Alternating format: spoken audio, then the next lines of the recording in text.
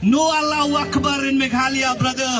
No अल्लाहू अकबर इन मेघालय, ऐसे नारे क्यों लगे? तारू जामा मस्जिद पे हमला क्यों हुआ? वहाँ के इमाम को क्यों मारा गया? वहाँ मुसलमान की बस्तियों को क्यों जलाया गया? वहाँ पर 2 लोगों की मौत क्यों हुई? वहाँ पर सारे बंगाली मुसलमान को क्यों कहा जा रहा है कि आप मेघालय छोड़कर जाओ? ये सारे इवेंट क्यों हो रहे हैं, चलते जानते हैं डिटेल में। सबसे पहले हम जानने की कोशिश करते हैं कि मेघालय इंडिया के मैप पर कहाँ पर आता है। तो मेघालय उस जगह पर आता है जहाँ पर 7 सिस्टर रहते हैं। ये बंगाल के करीब है, बांग्लादेश से करीब है, 7 सिस्टर का हिस्सा है। त्रिपुर, नागालैंड, मिजोरम, ये सारों के बीच में मेघालय पड़ता है। मेघालय एक हिली रीजन है और वहां मोस्टली ट्राइबल लोग ज्यादा रहते हैं। तो अब चलते हैं, पहले हम जानते हैं कि ये जो मुसलमानों पे वहां पर हमला हो रहा है, ये इंसिडेंट की शुरुआत कहां से होती है। ये सब की शुरुआत होती है गारो हिल्स पे, और गारो हिल्स वो ऐसा रीजन पड़ता है जो हमारे शेड्यूल 6 में आता है। मतलब एक ऐसा इलाका, एक ऐसा हिली रीजन जहां पर वहां के ट्राइबल लोग सेल्फ गवर्नेंस करते हैं। तो असल में हुआ क्या है कि जो गारो हिल्स का रीजन है ना, वो सेल्फ गवर्नेंस के अंदर आता है। मतलब उसको कहा जाता है गारो हिल्स ऑटोनोमस सेल्फ गवर्नेंस। मतलब वहां के लोग खुद गवर्नेंस करते हैं। तो वहां के लोग ने क्या किया कि उसमें अमेंडमेंट लाया। अमेंडमेंट उस वक्त को शब्द को कहते हैं जब कोई चीज वहां पे चेंजेस की जाए। उन्होंने चेंजेस करके ये लाया गया कि यहाँ पर अब इलेक्शन वो ही लड़ सकता है जो यहाँ का ट्राइबल हो, मतलब जो यहाँ का लोकल हो, जो हमेशा से रहते हुए आ रहा है। तो मैं आपको बता दूं, कुछ टाइम से वहां पर काफी मुस्लिम आबादी हो चुकी थी गारो हिल्स के आसपास। ये पहाड़ी इलाका है यहाँ पर। तो अब ऐसा हुआ कि जब वहां के लोकल लोग देखते हैं और सोचते हैं यार यहाँ पर तो फिल्ट्रेशन हो रहा है, इन्फिल्ट्रेशन हो रहा है, मुसलमानों की आबादी बढ़ती है।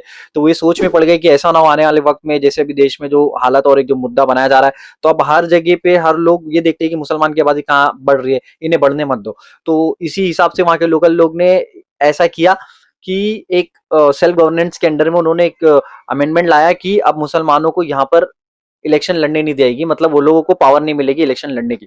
पर जब ये चीज मेघालय हाई कोर्ट से आई तो मेघालय हाई कोर्ट ने इस चीज को रिजेक्ट कर दी। उन्होंने रिजेक्ट कर दिया, बोले नहीं आप इस तरह से कोई अमेंडमेंट नहीं ला सकते हो। तो ये चीज जब कैंसिल हो गई, अमेंड जो इन्होंने अमेंडमेंट लाया था, तो वहां के जो लोकल लोग हैं और जो कुछ स्टूडेंट यूनियन है वो बहुत ज्यादा आक्रोश में आ गया, गुस्से पे आ गया, और वो सारे लोग सड़कों पे आ गए। क्योंकि अब ये हुआ कि कुछ मुस्लिम कैंडिडेट ने अपना नाम भर दिया इलेक्शन लड़ने के लिए। और उसके बाद हमें कुछ वायरल वीडियोस देखने मिली जहां पर लोगों ने कहा नो अल्लाहू अकबर इन मेघालय ब्रदर।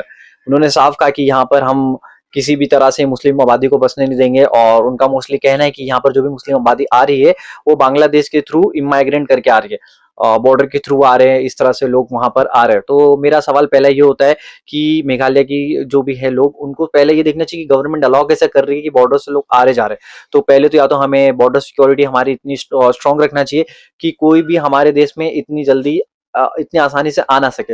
लोग इस तरह से कैसे आ जा रहे हैं और वहां बस जा रहे हैं। और अभी एक जो हिसाब से हमारे देश में माहौल है, तो अभी कैसा होता है कहीं पे भी मुसलमान पर अटैक होता है तो उसको बांग्लादेशी घोषित कर दिया जाता है। लोग ये भी कहते हैं यार बड़ा आसान है, आधार कार्ड लोग बना लेते हैं। तो पहली बात, आधार कार्ड बनाता कौन है? सेंट्रल गवर्नमेंट के अंडर में आता है। तो सेंट्रल गवर्नमेंट क्यों डॉक्यूमेंट्स नहीं देखती अच्छे से, पूरा क्यों नहीं चेक करती पहले? जब ये चीजें बहुत ज्यादा हो जाती है तो उसके बाद ही एक्शन क्यों लिया जाता है? तो आप फिर वीडियोस में देख रहे हो कि किस तरह से न्यूज आई कि वहां पर क्या किया गया, जो पर्टिकुलरली पूरी मुस्लिम रीजन है उन सबको जला दिया गया। तो सबसे पहले हम चलते हैं कि मेघालय में टेंशन शुरू कहां से होते हैं। जैसे कि हमने पहले पिछले बात की कि किस तरह से अमेंडमेंट की गई कि मुस्लिम कैंडिडेट उस पर इलेक्शन नहीं लड़ सकते। बट हाई कोर्ट से जब आया तो वो अमेंडमेंट को हाई कोर्ट ने रिजेक्ट कर दिया। तो उसके बाद जो फॉर्मर एमएलए थे वहां के, मुस्लिम एमएलए थे, जब वो नॉमिनेशन भरने जाते हैं तो वहां पर लोग उन पर अटैक करते हैं। जब उन पर अटैक होता है तो पुलिस बीच में आती है, उनको रेस्क्यू करती है। जब उनको रेस्क्यू करके वहां से बचाया जाता है तो फिर जो उनके सपोर्टर है वो इकट्ठा होते हैं, और जो सामने विरोध वाले कर रहे थे वो इकट्ठा होते हैं। तो जब 2 लोग इकट्ठे होते हैं तो काफी क्लैशेस होते हैं, लोग पत्थर फेंकते हैं, पथराव होता है। तो इसमें बहुत ज्यादा टेंशन बढ़ जाता है उस इलाके में। टेंशन बढ़ने के बाद ये होता है कि फिर जितने भी, मतलब बात इस तरह उस लेवल पे चली जाती है कि लोग हथियार लेकर, हथियार लेकर लोग रास्ते पे निकल जाते हैं, और फिर वो लोग पूरी जो मुस्लिम बंगाली कम्युनिटी थी वहां पर उन सब पर अटैक किया जाता है, उनके घरों को जला दिया जाता है। और जब आपको पता है मॉब निकलता है तो वो किसी के भी कंट्रोल में नहीं होता। इवन उन्होंने मस्जिदों पे भी अटैक किया। आप देख रहे हो कि ये तारू जामा मस्जिद है, वहाँ की सबसे बड़ी मस्जिद, उन पे भी अटैक हुआ, वहाँ मस्जिद के इमाम पे भी अटैक हुआ। और चीजें इतनी ज्यादा एस्केलेट हो गई कि वहां पर 2 लोगों की डेथ हो जाती है। और उसका रीजन दिया जाता है, जब ऑटोप्सी रिपोर्ट आई तो पता चला एक को शार्प वेपन से किस तरह से मारा गया, दूसरा लोकल मेड पिस्टल थी। तो चीजें इस तरह एस्केलेट हो जाती है कि 2 लोग अपनी जान भी खो देते हैं। अभी ये जो लोगों की डेथ हुई थी वो चिबिनांग इलाके में हुई थी। ये पड़ता है वेस्ट गारो हिल्स में। तो ये डेथ के बाद ना वहाँ के पूरा जो माहौल था बहुत ज्यादा टेंस हो जाता है। वहां पर एकदम गर्मा गर्मी हो जाती है, क्योंकि वहां पर क्लैश हुए, वहां पर वहाँ के लोगों की डेथ हुई, वहां पर लोगों का घर जला दिया गया। तो बहुत ज्यादा वहां का जो इलाका है टेंस हो गया। कुछ देर पहले मैंने बताया कि वहाँ के मस्जिद के इमाम पे हमला हुआ, मस्जिद पर हमला हुआ, तो चीज़ें बहुत ज़्यादा ना एस्केलेट हो गई थी। और फिर ऐसा नहीं है कि सिर्फ जो बंगाली मुस्लिम साइड है, ये जो एमएलए थे उनके साइड पे जो मुस्लिम साइड है वहाँ पे हमला हुआ, और ऐसा था कि कुछ साइड जो गारो गारो साइड था उनके बिजनेस पे भी लोगों ने अटैक किया, वहाँ पर भी हमला हुआ। तो देखो नुकसान दोनों तरफ होता है, जब ऐसी सारी चीज़ होती है तो ऐसा नहीं कि किसी एक का नुकसान होगा। पर मुझे राहत फ़तेह अली खान का वो शेर याद आता है, लगेगी आग तो आएंगे घर कई जद में, लगेगी आग तो आएंगे घर कई जद पे, यहाँ पे सिर्फ हमारा घर थोड़ी है। तो यही हुआ, जब आग लगी तो थोड़ा उस तरफ भी पहुंचा गया, पर ज्यादा नुकसान मुस्लिम कम्युनिटी को हुआ, क्योंकि गारो हिल्स जो है वो वहाँ के लोकल है, लोकल सपोर्ट ज्यादा मिला, ऐसा सारी चीजें वहां पर होने लगी। और जब पुलिस ने देखा कि टेंशन इतना ज्यादा बढ़ गया है, तो सबसे पहले वहां पर लगा दी गई कर्फ्यू। कर्फ्यू लगाने के बाद वहां पर इंटरनेट बंद कर दिया गया 48 आवर्स के लिए, और इस चीज को और ज्यादा एक्सटेंड किया गया। पर हमें एक और चीज नहीं भूलना चाहिए कि वहां के सीएम की हमें सराहना करना चाहिए।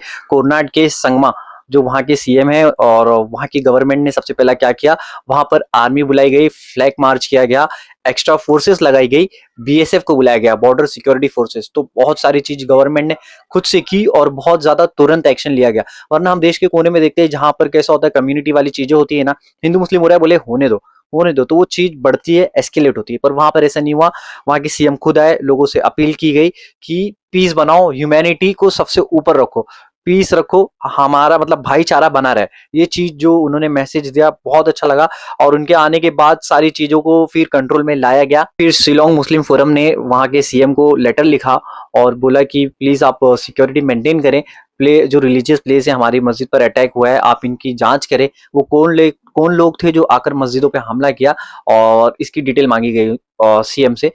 तो ये सारी चीज जिस वजह से स्टार्ट हुई थी, जीएचए-डीसी इलेक्शन जो था उसको पोस्टपोन किया गया, वो 10 अप्रैल को था, अब उसको पोस्टपोन कर दिया गया है कुछ टाइम के लिए। दोस्तों, ये वायलेंस से मेघालय की जो बंगाली मुस्लिम कम्युनिटी थी उन्होंने बहुत ज्यादा सफर किया। वहां उन पर अटैक हुआ, मस्जिदों पे अटैक हुआ, उनकी दुकानों को तोड़ दिया गया, लूट लिया गया, उनके घरों को जला दिया गया, और 2 लोगों की मौत भी हुई। तो इसका सोल्यूशन क्या है? यूनिटी और पीस। हम सबको सबसे पहले ह्यूमैनिटी, इंसानियत को आगे रखना चाहिए, भाईचारा को प्रमोट करना चाहिए। अब गवर्नमेंट जांच कर रही है कि ये सारी चीजें कहां से शुरुआत हुई, कौन इसके कल्प्रिट है, और लगभग 13 लोगों का अरेस्ट भी किया गया है। और हम पूरी उम्मीद करते हैं कि मेघालय गवर्नमेंट इस पे एकदम अच्छे से जांच करेगी, और जो भी कल्प्रिट होगी उसकी सजा मिलेगी। तो मोटा मोटा ये दोस्तों, ये जो इस तरह से चीजें होती है, ये किसी के भड़काने पर कभी इस तरह से हो जाती है, पर हमें सबसे ज्यादा याद रखना चाहिए है, हमें सबसे ज्यादा जो प्रमोट करना चाहिए वो है पीस, इंसानियत, ह्यूमैनिटी फर्स्ट। और बाकी आपको ये ब्लॉग कैसा लगा, ये वीडियो कैसी लगी, और ऐसी और वीडियो देखना चाहते हो तो आप कमेंट में बताएं नेक्स्ट टॉपिक हम क्या कवर करें। और ये ब्लॉग कैसा लगा जरूर बताएं कमेंट, और चैनल पे नया है तो चैनल को सब्सक्राइब कर ले, वीडियो को लाइक कर दें, क्योंकि आप जब तक वीडियो को लाइक और चैनल को सब्सक्राइब नहीं करोगे तो हमें मोटिवेशन नहीं मिलती और ऐसी वीडियो बनाने की। तो चलते हैं, अलविदा लेते हैं, और इंशाल्लाह मुलाकात करेंगे एक नए ब्लॉग में। अस्सलाम वालेकुम रहमतुल्लाहि व बरकातहू।